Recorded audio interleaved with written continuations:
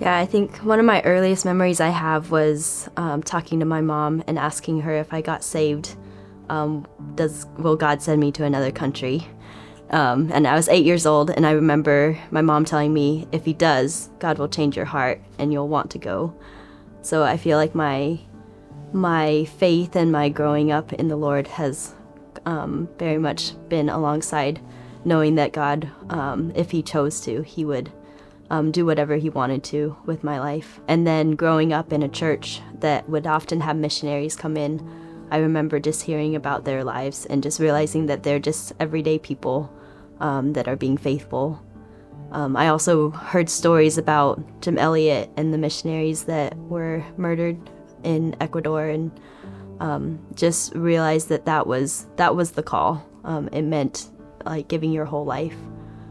I ended up doing nursing and thinking I'll maybe use this in a jungle somewhere if I needed to know if it's an emergency or not. I'll at least know what to do. And I thought I would never step foot in an American hospital, but I ended up working 10 plus years as a nurse. But during that time, I'd gone on different cross-cultural mission trips to several different places. And I went to Zambia for a trip. And that was a trip that really, I just started to ask the question of, okay, when someone is presented with the gospel, how do you actually know that they've heard it and understand it and come to a saving faith?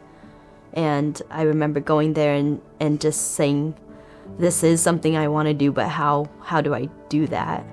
And I also remember asking the Father, like, if this is something you want me to do, praying what Moses prayed, if your presence doesn't go with me, don't lead me up from here.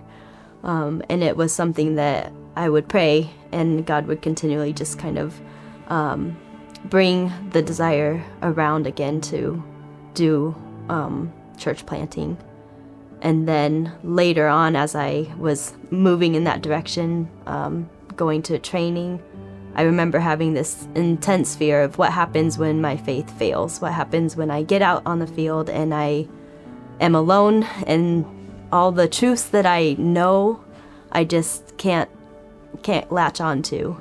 And I remember reading about Why Your Faith Won't Fail by Piper, and just saying that it's not based on my work to hold my faith. He will hold me fast. And then I saw in the Great Commission itself the promise that he will be with me even to the end of the earth. And that was what ended up being kind of the final thing that said, okay, Lord, not my will but yours.